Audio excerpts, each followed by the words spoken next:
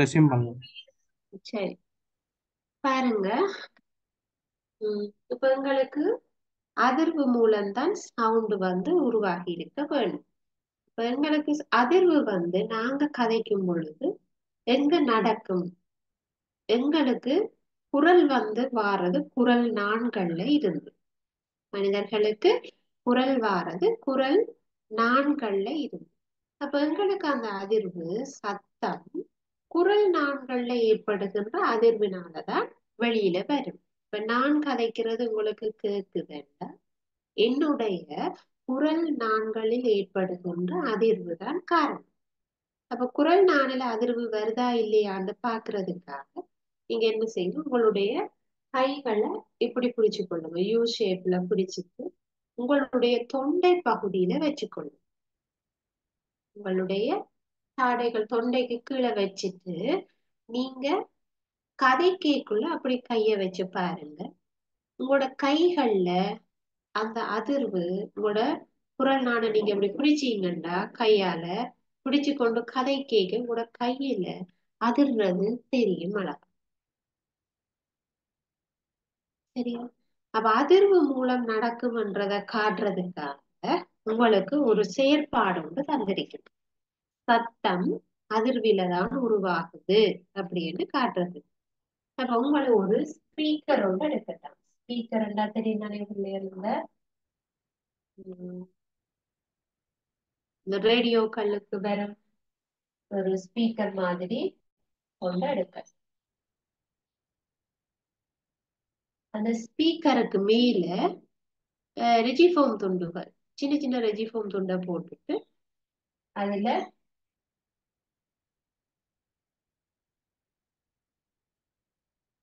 அதை நாங்க எடுத்து பேட்டரியோட கனெக்ட் பண்ணி கரண்ட் கொடுக்க போறோம்.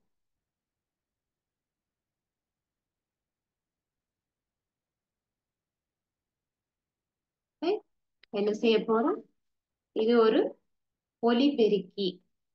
ஒலி பெருக்கி ஒன்று எடுத்திருக்கு. அந்த ஒலி பெருக்கியில அந்த ஒலிபெருக்கியில ஸ்பீக்கர் ஒண்ணுல, சின்ன ஸ்பீக்கர் ஒண்ணுல அத பேட்டரியோட இணைச்சு அதிர்வொண்ட கொண்டு வரோம், சத்தம் ஒண்ணு. அப்பக்குள்ள இந்த சின்ன சின்ன எங்களோட இது இருக்குத்தானே ரெஜிஃபோன் துண்டெல்லாம், இது ஜம்ப் பண்ணும்.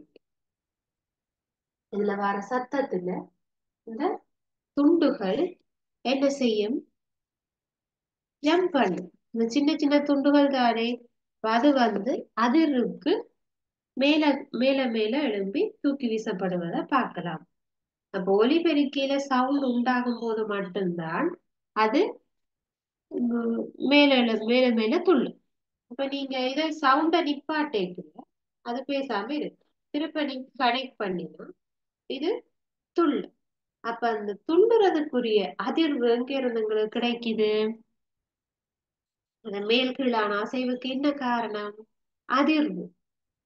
அதிர்வு எங்க இருந்து வருது, இந்த ஒலிபெருக்கியில இருந்துதான் அந்த அதிர்வு வந்திருக்குது. சரியா?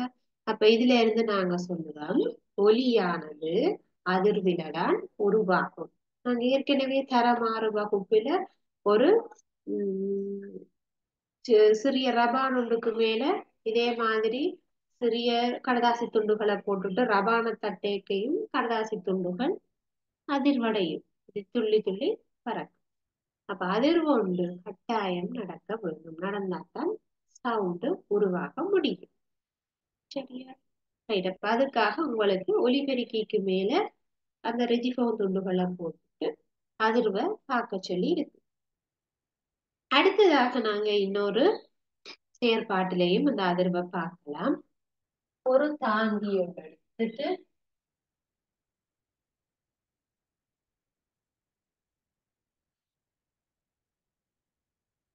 ஒரு தாங்கி எடுத்து அதுல ஒரு சின்ன ரெஜிஃபோன் துண்டை கட்டி தொங்கும்.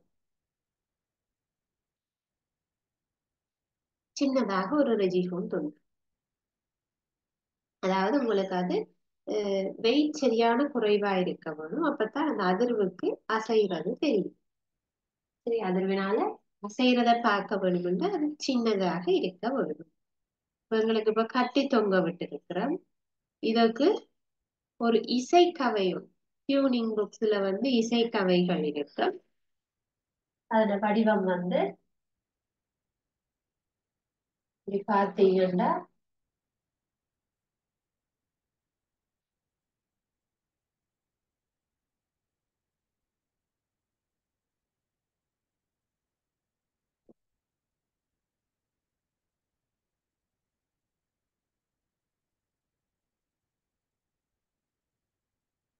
இவ்வாறு ஒரு ஜூ வடிவமாக இருக்கு. இது வேற வேற சைஸ்ல இருக்கு. இதை விட பெரிதாக பெரிதாக வரும். புயம் பெரிதாக பெரிதாக வரும். இப்ப இதை சொல்றது இசைக்கவை. இப்ப நாங்க இந்த இசைக்கவையில ஒரு இரும்பொண்டுல தட்டி போடும். ஒரு இரும்பொண்டுல நல்லா இதுல எடுத்து தட்டினீங்கன்னா ஒரு நாங்கண்ட ஒரு சத்தம் ஒண்ணு வரும். அந்த சத்தம் வரைக்கும் இப்படி பக்கத்துல கொண்டு வந்து பிடிக்கும். ஆக முட்டக்கூடாது. அப்படி அருகில நீங்க கொண்டு வரைக்கீங்க. இந்த இதுல நீங்க கட்டி தொங்க விட்ட பொலிஸ்டைரிங் துண்டா இருக்கலாம், அல்லது அது ஒரு சிறிய லேசான ரிஜிஃபோன் துண்டாக இருக்கலாம். நீங்க இதை கிட்ட கொண்டு வரைக்கு இது விலத்தி விலத்தி என்னது அசைகிறத நீங்க பார்க்கலாம். நீங்க இதுல அடிச்சு போட்டு இரும்பு துண்டுல அடிச்சு போட்டு இசைக்கவே அருகில கொண்டரைக்க மாத்திரம் பொலிஸ்டைரின் துண்டுகளில் அசைவு ஏற்படும். பிறகு நீங்க சத்தம் இல்லாம பக்கத்துல வச்சா அது பேசாம இருக்கு. அதே நீங்க திரும்ப இசைக்கவே தட்டி போட்டு கொண்டு வந்து பக்கத்துல பிடிக்க திரும்ப அது ஆடும். ஏன் ஆடுது? நீங்க கொண்டு வந்த இந்த அதிர்வு, இந்த இசைக்கவையில வர அந்த அதிர்வு தான் இந்த துண்டை அசைய வைக்கிறது என்று சொல்லு.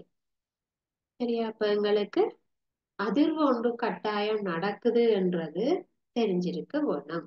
அது ஒலிபெருக்கியில சவுண்டு வந்தா சிறிய ரெஜிகோன் துண்டுகளா செய்யறதாக இருக்கலாம், அல்லது இந்த பொலிஸ்டைரின் துண்டுகள் இசைக்கவையில வார அதிர்வினால அசைவதாக இருக்கலாம்.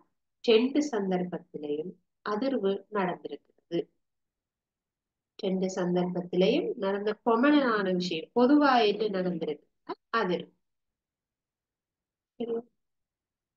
அதே ஒரு மனிதன்ல அதிர்வு உண்டாக வேண்டும்னா குரல் நான்ல அதிர்வு வர. குரல் நான் குரல் நான்கள்ல அதிர்வு நடந்துதான் எங்களுக்கு சத்தம் வருது. சரியா? அதிர்வு மூலம் ஒலி உருவாகும் என்றது தெரிஞ்சிடும்.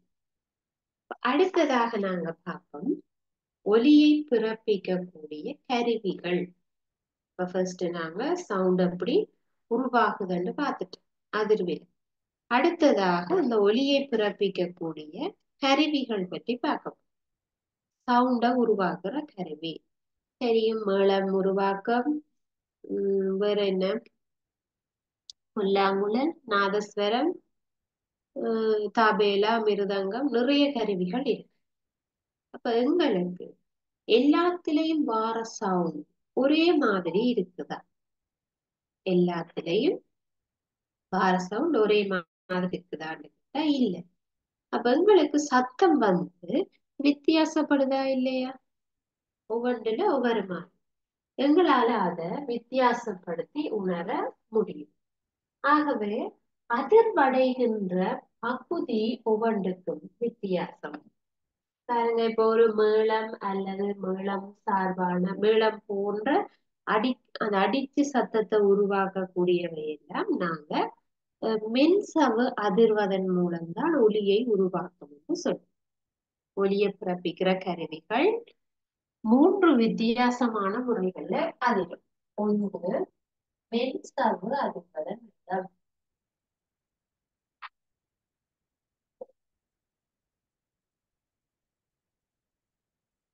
மென்சவ்வு அதிர்வதன் மூலம். இன்னொன்று இப்ப வயலின் போன்றன பார்த்தீங்கன்னா அங்க இலைகள் தான் அதிகம். நீங்க போட்டு வச்சுக்கொள்ளலாம் அட்டவணை மாதிரி எந்தெந்த இசைக்கருவிகள் என்னென்ன வகையில இருக்கு. அடுத்ததாக எங்களுக்கு வழி அதிர்வதன் மூலம் சங்கு பாருங்க, சங்குல எந்த விதமான இலைகளும் இல்லை, அங்க வழிநிழல் அதிர்வு.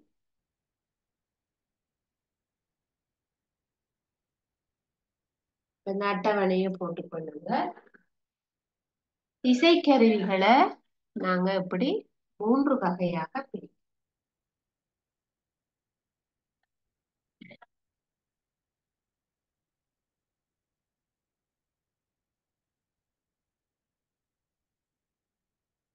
அட்டவணை போட்டுக்கொள்ளுங்க. 3 வகையாக நாங்க வகைப்படுத்தி பார்க்கலாம். ஒலியை பிறப்பிக்கக்கூடிய கருவிகள் இந்த 3ல ஏதோ ஒரு வகையில நாங்க அதை அடக்க முடியும்.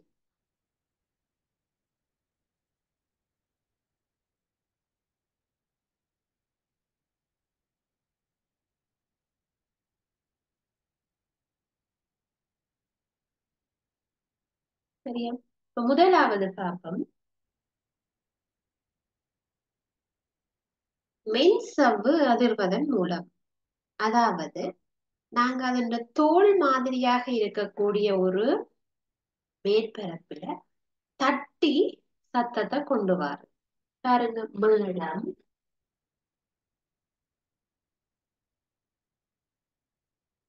மேளம்,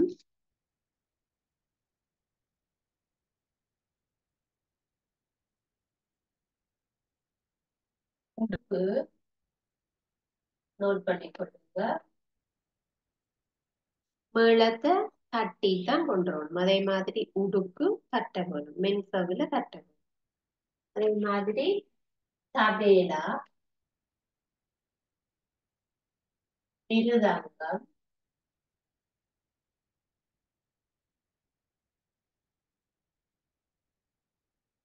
ரபான்,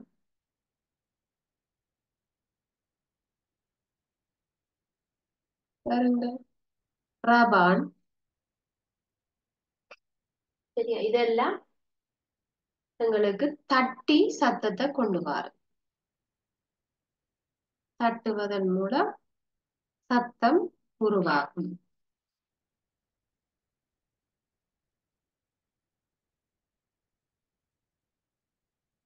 கொள்ளுங்க, மேளம், உடுப்பு, தபேலா, மிருதங்கம், ரபான். சரி, அப்ப இந்த கருவிகளை மென் செவ்வு அதிர்வதன் மூலம் ஒலியை பிறப்பிக்கும் கருவிகள் என்று சொல்லும். அப்படி மென் செவ்வு அதிர்வதன் மூலம் ஒலியை பிறப்பிக்கக்கூடிய கருவிகள். அதோட மென்சவில நாங்க தட்டினா சத்தம் வரும். அடுத்ததாக பார்ப்போம் இலைகள் அதிர்வதன் மூலம். இலைகள் அதிர வேணும்னா அங்க மீட்டுவதற்குரிய ஏதாவது இலைகள் இருக்க வேண்டும். பாருங்க, வயலின், கிட்டார், வீணை,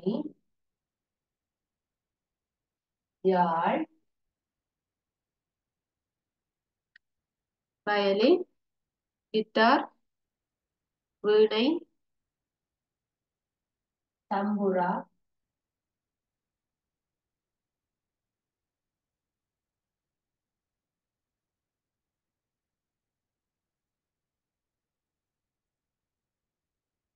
இதுகள் இலைகள் மாதிரி இருக்கும். அதுகளை தந்திகளை அரட்டுவதன் மூலம், முளை அல்லது தந்திகள் என்றும் சொல்லலாம். தந்திகளை அரட்டுவதன் மூலம் எங்களுக்கு ஒலி உருவாக்கப்படும். தந்திகள் அதிருவதன் மூலம் ஒலி உருவாக்கப்படும்.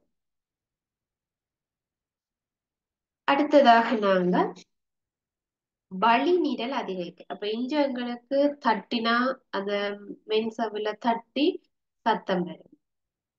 அடுத்ததாக இலைகள், இப்ப வயலின பாத்தீங்கன்னா அந்த இலைகள்ல நாங்க அரட்டைக்குள்ள சவுண்ட் உருவாகும். அப்ப நீங்க பாருங்க, ஒரு புல்லாங்குழல்ல நாங்க எங்கேயும் தட்டவும் மாட்டோம், அதுல அரட்டுறதுக்கும் ஒரு இலையும் இல்லை. ஆனா ஊதைக்குள்ள சத்தம் வரும். அப்ப புல்லாங்குழலுக்குள்ள இருக்கிற வழிதான் அங்க அதிர்வடையும் பகுதி. புல்லாங்குழலுக்குள்ள இருக்கிற வழிதான் அதிரும். ஆகவே அதை நாங்க வழிநிரல் அதிரக்கூடிய கருவி என்று சொல்றோம். உதாரணம், புல்லாங்குழல்,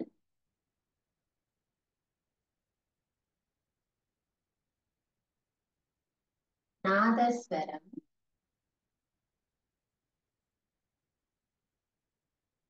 கொம்பு ஊதுவது, சங்கு ஊதுவது.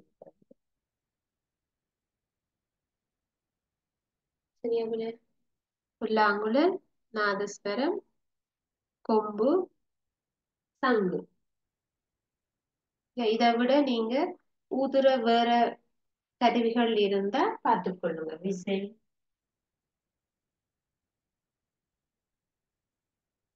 ஊதி சத்தம் பாரதுகளை அப்படி சொல்லுவேன் நான். ஊதைகள்ல அங்க இருக்கிற வழிதான் எங்களுக்கு அதிர்வு அடைகிறது. ஆகவே இதை நீங்க முடிச்சு கொள்ளுங்க. இதுல உங்களுக்கு இல்ல, உங்களுக்கு தெரிஞ்ச இசை கருவிகள் இருந்தா நீங்க அதை போட்டு கொள்ளலாம்.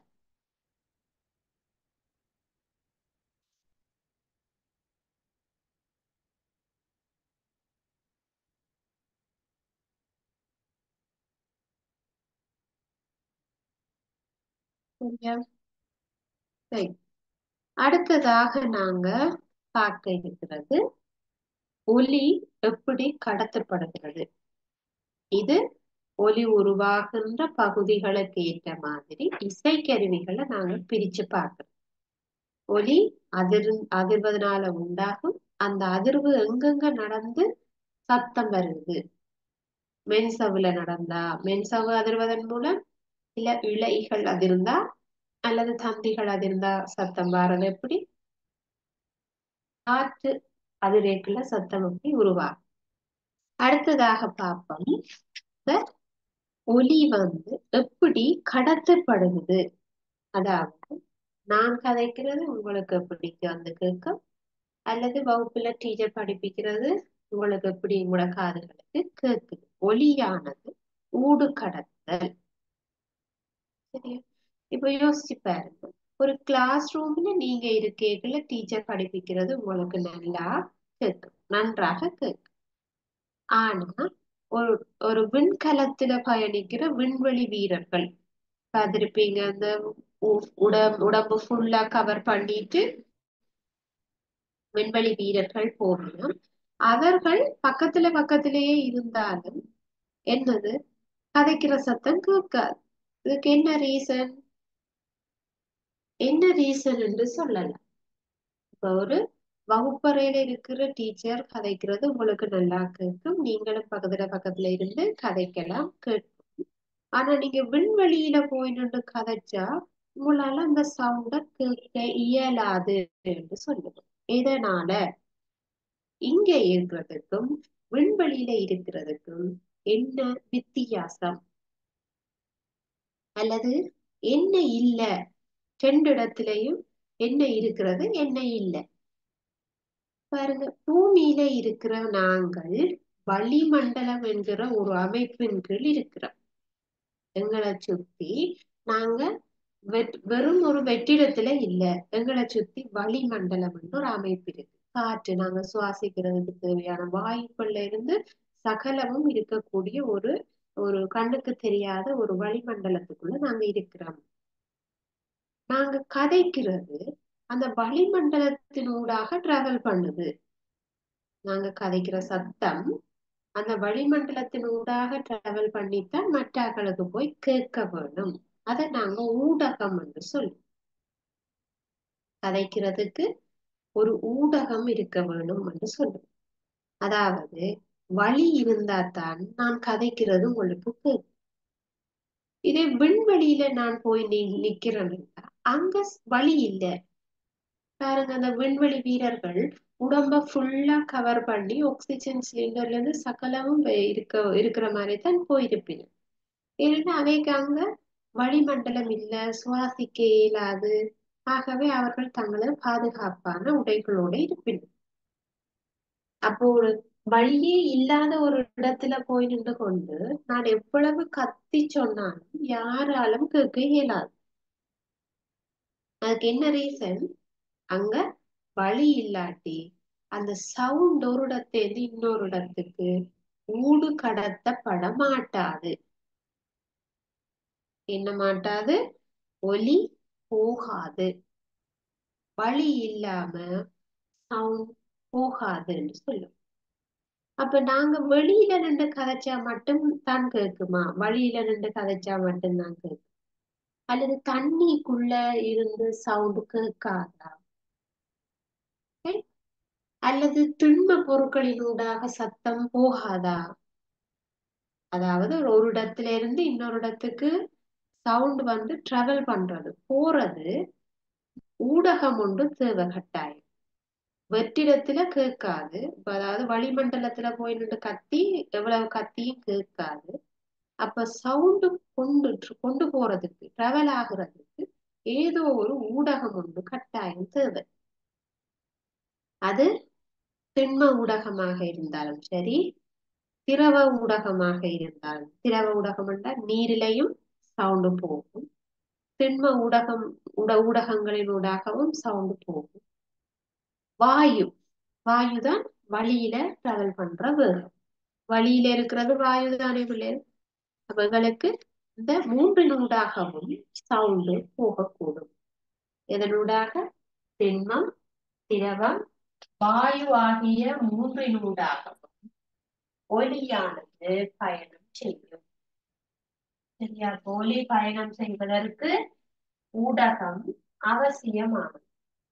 ஒலி பயணம் செய்வதற்கு ஊடகம் அவசியம்.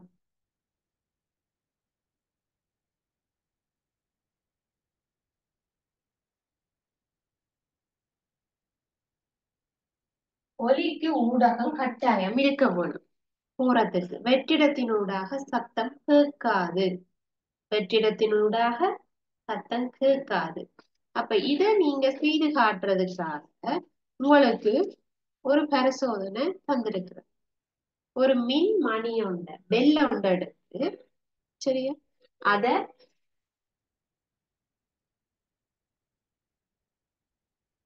அந்த பெல்ல வந்து நீங்க ஒலிக்க ஒலிக்க செய்யற மாதிரி இருக்க வேணும். தட்டி முடிய அது நீங்க பெல்ல வந்து அடிச்சீங்கன்னா உங்களுக்கு தெரியும் சத்தம் போடும். அதுக்கு மேல அந்த பெல்லுக்கு மேல மணிச்சாடி,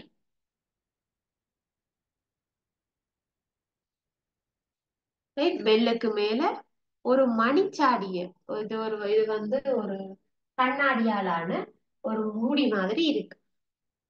கண்ணாடியாலான ஒரு மூடி அந்த பெல்லுக்கு மேல கொண்டு வந்து மூடி விட்டீங்கன்னா என்ன செய்யும்? இந்த இதுக்குள்ள இந்த மணிச்சாடிக்கு இருக்கிற காத்துனால அந்த பெல் அடிக்கிட்ட சத்தம் கேட்கும். ஆனா இப்ப இந்த மணிச்சாடிக்கு இருக்கிற காத்த இதுல ஒரு உறிஞ்சிய வச்சு இதுக்கு உள்ள இருக்கிற காற்று, இந்த மணிச்சாடிக்கு உள்ள இருக்கிற காற்று இந்த உறிஞ்சிய வச்சு வெளியில உறிஞ்சி எடுத்துட்டேன். இப்ப இந்த சாடிக்குள்ள காத்து இல்லை. கிட்டத்தட்ட இது ஒரு விண்வெளிக்கு உள்ள இருக்கிற ஒரு ஒரு ஆள் மாதிரி. இப்ப நாங்க இந்த மூடிக்குள்ள இந்த சாடிக்குள்ள இருக்கக்கூடிய எல்லா வழியையும் உறிஞ்சி வெளியில எடுக்க போறோம். உறிஞ்சி வழி உறிஞ்சி வழிய உறிஞ்சி. அப்ப உள்ளுக்கு இருக்கிற வழிய உறிஞ்சி எடுத்துட்டோம்டா இப்ப இந்த கண்ணாடி மூடிக்குள்ள கண்ணாடியாலான ஒரு மூடி, அந்த மூடி ஃபுல்லா எந்த ஒரு காத்தும் இல்லை. திருப்ப நீங்க பெல்ல ஒலிக்க செய்தாலும் அந்த பெல்லில இருந்து உங்களுக்கு சத்தம் கேட்காது. பெல்லில இருந்து சவுண்டு வராது. அப்ப முதல்ல நீங்க வழி உறிஞ்சுறதுக்கு முதல்ல இந்த மணிச்சாடிக்குள்ள வழி இருக்கும் பொழுது உங்களுக்கு பெல் சத்தம் கேட்கும். திரும்ப நீங்க வலிய கொஞ்சம் கொஞ்சமா எடுத்துக்கொண்டு போய்க்க சவுண்டு குறைஞ்சு குறைஞ்சு குறைஞ்சு குறைஞ்சு ஃபுல்லா வலிய எடுத்து முடிய சவுண்ட் உங்களுக்கு கேட்காது. இதுல இருந்து சொல்லுவோம், ஒலி போறதுக்கு ஊடகம் கட்டாயம் தேவை. இதுக்குள்ள வலி இருக்கும் போது மட்டும் சவுண்டு கேட்கும். வலிய வெளியில எடுத்தோம்னா சத்தம் கேட்க இல்லை. ஆகவே ஒலி ஊடுகடத்தப்படுவதற்கு என்னது ஒரு ஊடகம் ஒன்று கட்டாயம் இருக்க வேண்டும். அது ஒரு திண்ம ஊடகமாக இருந்தாலும் சரி, அல்லது திரவ ஊடகமாக இருந்தாலும் சரி, அல்லது ஒரு வாயு ஊடகம். வாயு ஊடகம் என்றால் வழி. சரி, அப்ப திரவ ஊடகம் என்றால் தண்ணிக்குள்ளால சவுண்டு போகுமா? உங்களுக்கு ஒரு டவுட் இருக்கலாம். தண்ணிக்குள்ளால சவுண்டு போகுமா? நீரினூடாகவும் ஒலி பயணம் செய்யும். பாருங்க, நீர்ல வாழக்கூடிய உயிரினங்கள், இப்ப டொல்பின்கள், திமிங்கலங்கள் பார்த்தீங்கன்னா அதுகளின் கூட்டங்களோட கதைக்கிறதுக்கு அது நீரிலேயே சத்தத்தை வெளியேற்றும். அந்த சவுண்ட் தண்ணிகளால டிராவல் ஆகி இன்னொரு இடத்துல இருக்கக்கூடிய திமிங்கலங்களுக்கோ அல்லது டொல்பின்களுக்கோ அந்த சவுண்ட் சிக்னலா கிடைக்கும். அந்த சவுண்ட் சிக்னலா போகும். ஆகவே திரவத்தின் ஊடாகவும் சத்தம் கடத்தப்படும். திரவத்தின் ஊடாகவும் சத்தம் கடத்தப்படும். அப்ப அதே மாதிரி திண்மங்களின் ஊடாகவும் கடத்தப்படும். பாருங்க, இப்போ ஒரு மேசையில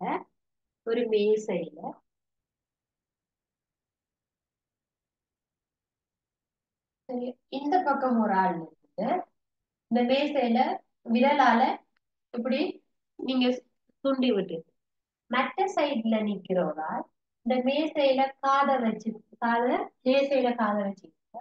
இங்க ஒரு ஆள் அந்த தட்டுற சின்ன அதிர்வு இந்த பக்கத்துல உள்ள ஆளால உணர முடியும். மேசையில மற்ற பக்கத்துல தட்டுவது அடுத்த பக்கத்துல நிக்கிற ஆளுக்கு கேக்குதுன்னா அது மேசையின் ஊடாக என்னது சத்தம் கடத்தப்பட்டிருக்க வேண்டும். அப்ப மேசை என்றது என்ன? ஒரு திண்ம பதார்த்தம். மேசை என்றது ஒரு திண்ம பதார்த்தம். அப்ப அதுக்குள்ளால சத்தம் வருது. இல்லாட்டி இன்னொரு முறை இருக்கு பிள்ளைகள். இந்த சின்ன வயசுல பாருங்க, யோகட் கோப்பை ரெண்டு இந்த யோகட் கோப்பையை எடுத்து அதுக்கு நடுவுல ஓட்டை போட்டு ஒரு கம்பிய கட்டி விட்டு ஒரு ஆள் இந்த பக்கத்துல இருந்து கதைக்க மற்றாள் காதுல வச்சு கேட்டா கேட்கும்னு சொல்லுவோம் இல்லையா அப்படி. அது திண்மம். இந்த கம்பி திண்மமாக இருக்கும்.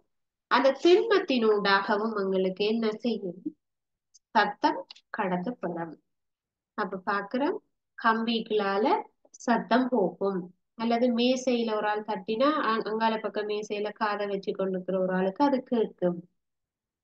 சரியா? அப்ப அது திண்மங்களினூடாக என்ன செய்யுது?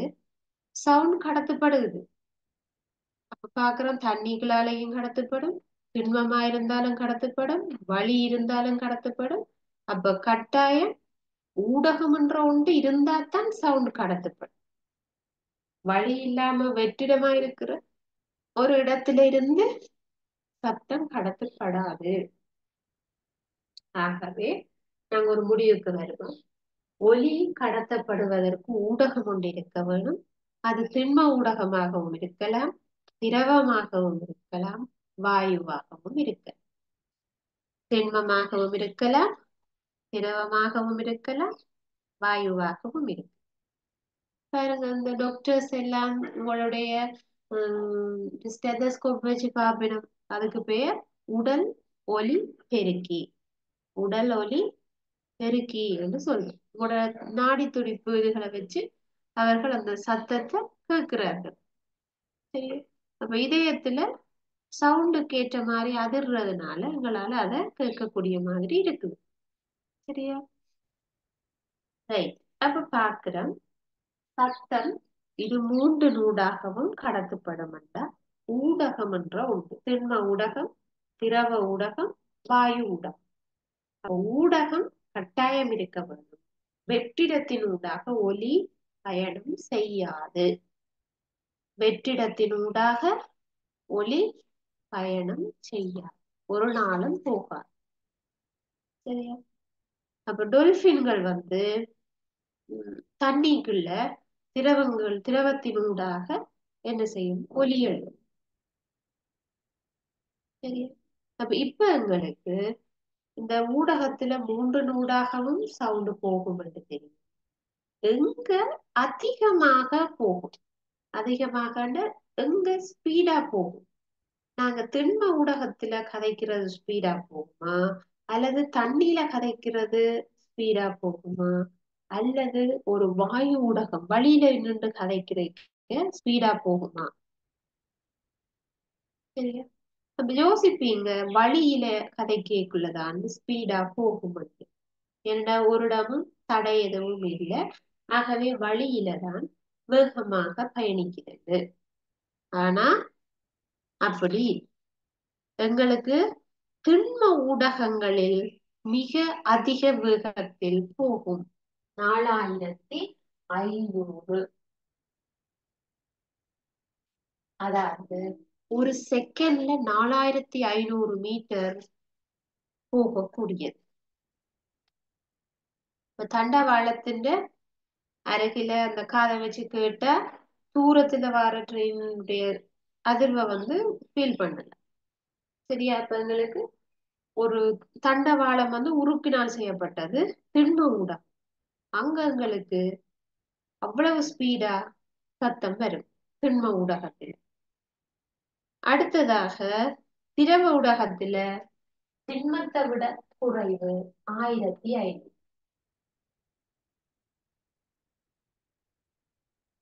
திண்மத்தை விட திரவ ஊடகங்கள்ல குறைவாக இருக்கு. திரவத்தை விட வாயுவில இன்னும் குறைவாக இருக்கு. இப்ப நாங்க கதைக்கிறது வழியில கிட்டத்தட்ட 330 மீட்டர் செகண்ட் -1 வேகத்துல தான் போகுது சவுண்ட். நம்ம பாருங்க, சவுண்ட் எங்க ஸ்பீடா போகும்? திண்மத்துல, அடுத்தது திரவத்துல, அடுத்ததுதான் வாயுல. விளங்கிட்டு?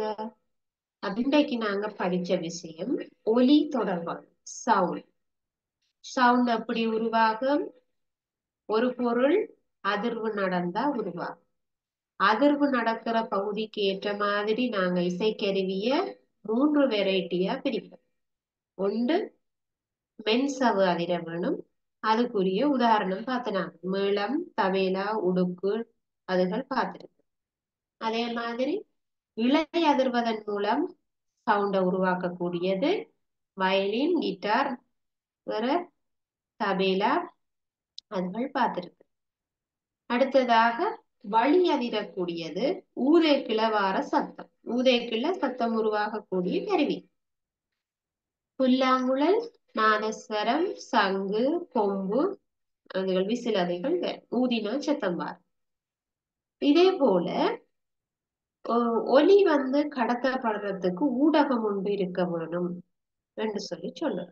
அதாவது சத்தம் கேட்க வேணுமாக இருந்தா ஊடகம் ஒன்று இருக்கணும். அது என்ன ஊடகமாக வேணும்னா இருக்கலாம். திண்ம ஊடகம், திரவ ஊடகம், வாயு ஊடகம். வாயு ஊடகம்னா வழி. ஆனா ஒரு வெற்றிடமாக இருக்கிற விண்வெளியில போய் நீங்க எவ்வளவு கத்தியும் பிரயோசனம் இல்லை. ஏன்? அங்க ஒரு இடத்துல இருந்து இன்னொரு இடத்துக்கு கடத்துறதுக்கான ஊடகம் இல்லை என்று சொல்றோம். சரியா? அதே மாதிரி திண்ம ஊடகங்கள்ல தான் ஒலி மிக வேகமாக பயணம் செய்யும். அடுத்தது திரவ ஊடகத்துல, அதுக்கு அடுத்ததாகத்தான் வழியில 330. அப்ப இப்ப நான் கதைக்கிறது உங்களுக்கு என்ன சவுண்ட்ல வரும்டா, என்ன வேகம்? 330.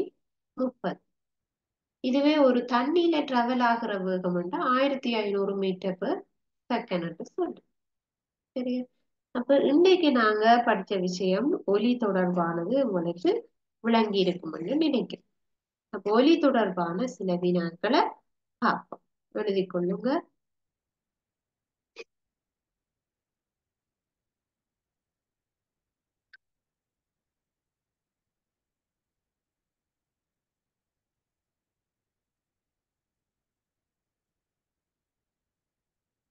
குறித்த இடைவெளியை நிரப்புக. குறித்த இடைவெளியை நிரப்புக. முதலாவது, ஒலி உருவாகுவது கீறினால் ஆகும். ஒலி உருவாகுவது கீறினால் ஆகும்.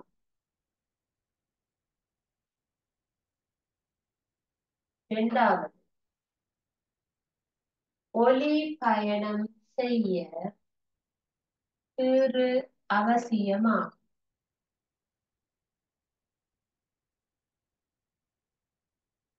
ஒலி பயணம் செய்ய கீறு அவசியமாகும். மூன்றாவது, ஒலி அதிக கதியில் பயணம் செய்வது கீறு ஊடகத்தில் ஆகும்.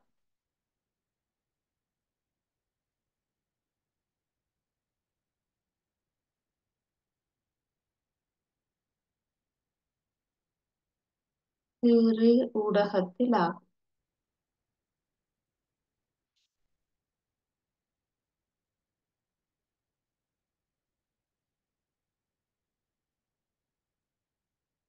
அடுத்தது அடுத்தது ஏ என்ற போட்டு மென்சவ்வு அதிர்வதன் மூலம்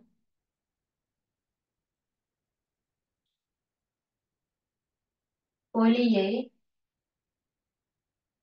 உருவாக்கும் கருவிகள் 4 தருக.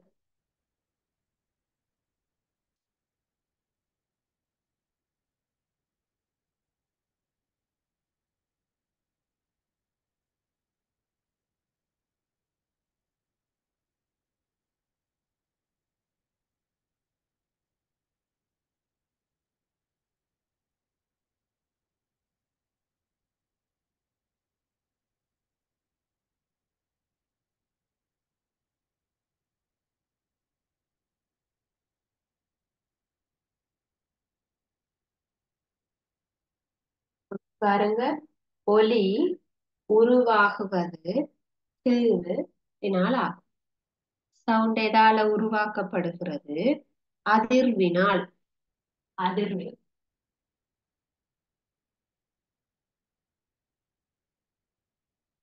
அதிர்வினால்.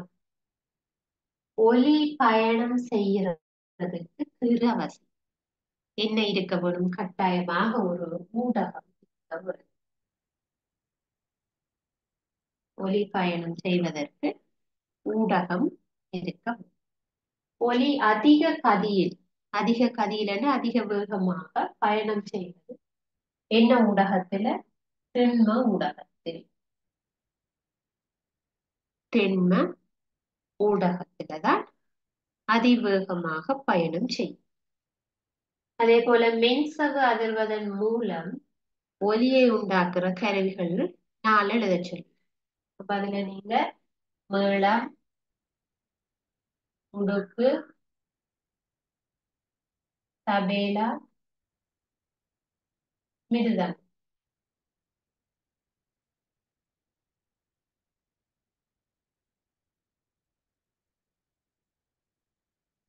சரியா பிள்ளை? இப்ப இன்றைக்கு நான் பார்த்த விஷயங்கள் ஒலி தொடர்பானது உங்களுக்கு விளங்கி இருக்கும் என்று நினைக்கிறேன். இதுல உங்களுக்கு ஏதாவது டவுட் இருந்தா